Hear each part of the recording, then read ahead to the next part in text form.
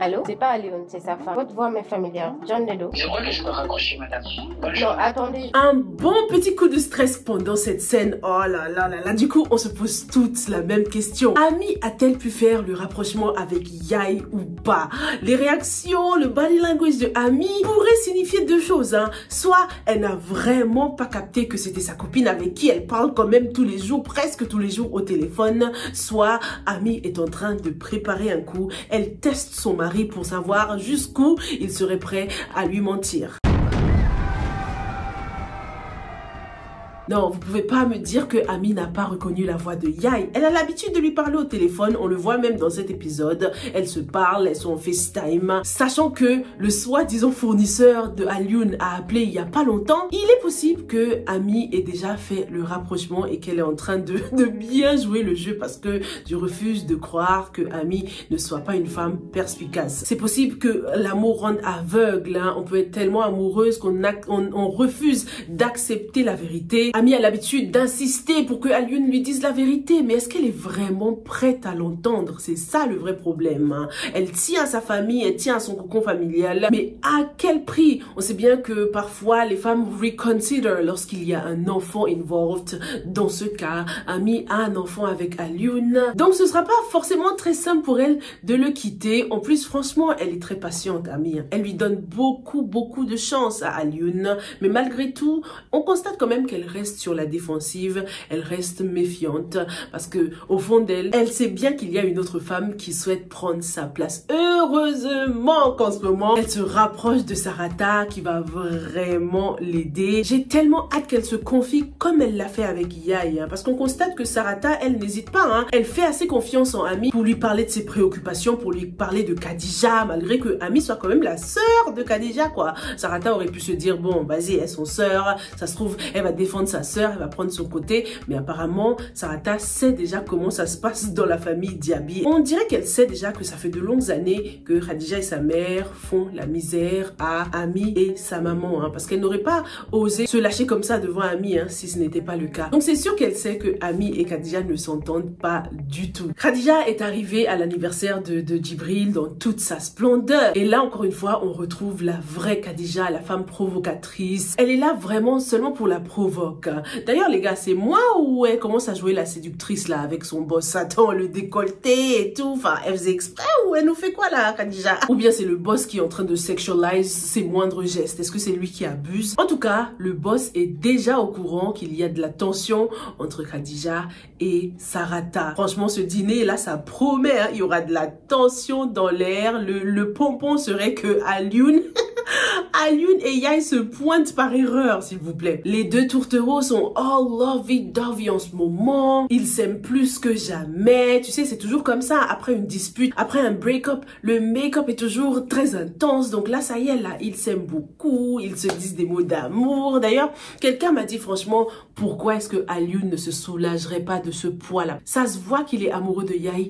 Pourquoi est-ce qu'il n'assume pas et qu'il ne le dit pas à sa femme pour régler les choses une fois pour toutes, quoi, et pour libérer Ami surtout? Mais les gars, Alioune veut le beurre, l'argent du beurre et la crémière. Lui-même l'a dit, 2 femmes ou rien. C'est parce que c'est un égoïste. Faut pas croire, il est pas bête. Il sait très bien que Ami est une bonne femme, donc il ne veut pas la perdre et il ne veut pas non plus perdre Yael. Il veut garder les deux par pur égoïsme. Attends, Alioune aime tellement Yael qu'il la priorise à l'anniversaire de son pote, quoi. Il a préféré aller dîner avec elle que d'aller à l'anniversaire de Djibril. C'est pour vous dire à quel niveau il la place dans sa vie. Elle est prioritaire. Mais franchement, j'aimerais tellement que Yael se pointe à cet anniversaire-là, mais je vois pas que serait le motif de sa présence, en fait. Khadija est venue accompagner, donc je la vois mal inviter Yael, se serait déplacée de sa part, et puis Alioune n'oserait pas venir avec elle à ce dîner puisqu'il sait que Ami est présente, quoi. Donc malgré que je souhaite qu'il y ait des rebondissements, ce ne sera pas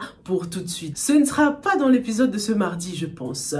Ouf de soulagement en ce qui concerne Astou, elle n'est pas enceinte. Et je vous jure les gars, franchement, l'épisode avait été tellement bien réalisé que j'avais vraiment des doutes. Comme je vous ai dit, le costume choisi pour Mustapha, le petit Mustapha était différent. Le fait que les deux tourtereaux s'étaient jurés de tout faire pour que la famille accepte leur union.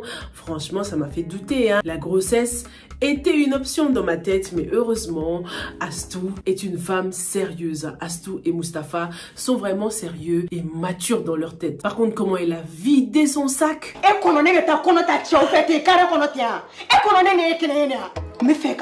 Non, mais c'était nécessaire et il fallait s'y attendre au bout d'un moment. Elle a grandi, hein, Astou, et on dirait que Bintou a fini par bel et bien le réaliser là. Elle lui doit la vérité à sa fille. En plus, vaut mieux que Astou apprenne la vérité de sa mère que de l'apprendre par quelqu'un d'autre. Parce qu'on sait très bien comment les bruits courent. Quelqu'un en dehors de cette famille est forcément au courant. Si Astou décide de se renseigner vraiment, elle finira par connaître la vérité. Mais j'ai quand même eu beaucoup de peine pour Bintou. Je me suis un peu mise à sa place. On dirait que c'est un chapitre très douloureux de sa vie. Un chapitre qu'elle aurait souhaité oublier, ne plus jamais aborder. Mais impossible, hein, maintenant que sa fille a grandi. En plus, ça se voit qu'elle était quand même désolée d'avoir cru que sa fille était enceinte. Elle a agi comme toute maman en lui demandant, oui, est-ce que tu as faim? Tu veux manger?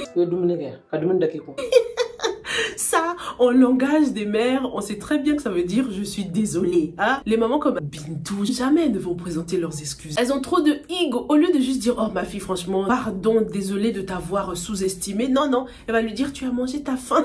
J'ai trouvé ça très réaliste. Mais dites-moi dans les commentaires, est-ce que vous pensez que le grand Mustapha a quelque chose à voir avec le passé de Bintou? Pour l'instant, je ne pense qu'à lui. Après, ça se trouve, un autre personnage va entrer en jeu.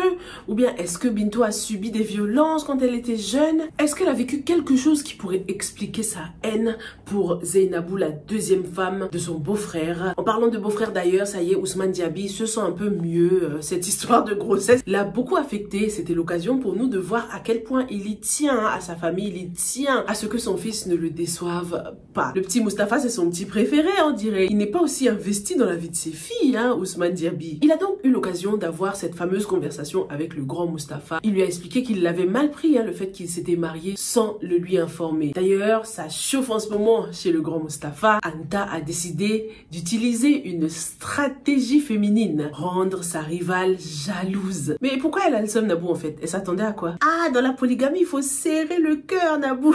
Qu'elle le veuille ou non, Anta occupe une place spéciale dans le cœur de Mustapha. Juste qu'il est un peu bête parfois, il se laisse trop influencer par sa mère, mais il l'aime toujours. On apprend d'ailleurs que depuis qu'il est de retour de sa lune de miel avec Nabou, il ne se passe pas grand chose dans la chambre, hein, avec elle. C'est pour dire à quel point l'état de Anta, les tensions en ce moment l'affectent, hein. Et c'est aussi un signe de culpabilité. Il se sent coupable de tout ça. Ah, Mustapha, t'as voulu 2 femmes, faut assumer. Tu t'attendais à quoi? Il n'y a plus de paix dans cette maison. Ça fait longtemps qu'on n'a pas entendu des rires, la bonne humeur, hein, chez les camarades. Nabou, accompagné de sa maman, ont décidé de contre-attaquer. Ça y est, elles sont allées voir le marabout qui, comme d'habitude, leur a monté la tête, soi-disant Anta a un marabout, je sais pas quoi, mais lui, c'est ça son taf en fait. La faute, c'est toujours les autres. Jamais il ne va conseiller ses clients, leur dire oui, c'est pas bien ce que vous avez fait. Non, c'est toujours les autres qui sont mauvais. Il prétend que Anta a ensorcelé Mustapha. C'est vrai que parfois, on peut être tellement amoureux qu'on a l'impression d'être envoûté. Si ce marabout considère ça comme de la sorcellerie, c'est qu'il y a plein d'hommes ici dehors qui sont ensorcelés, hein.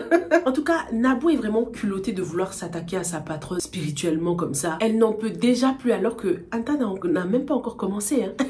Si de simples paroles peuvent mettre Nabou dans cet état-là, c'est qu'elle n'est pas prête, hein, pour la suite là. Et ça veut surtout dire qu'elle aussi a envie d'être la seule et unique femme dans la vie de Mustapha. Et c'est très égoïste de ta part, Nabou.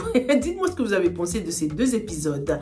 Hâte d'assister à ce fameux dîner à l'anniversaire surprise de Djibril. Espérons que Sarata pourra garder son calme jusqu'au bout. Elle peut compter sur Ami, hein, pour cela. J'adore leur amitié et j'ai vraiment hâte de voir une Sarata qui à son tour décide d'aider sa copine Ami à percer le mystère du fournisseur. Merci beaucoup et on se retrouve dans la prochaine. Stay safe and stay blessed. Bye!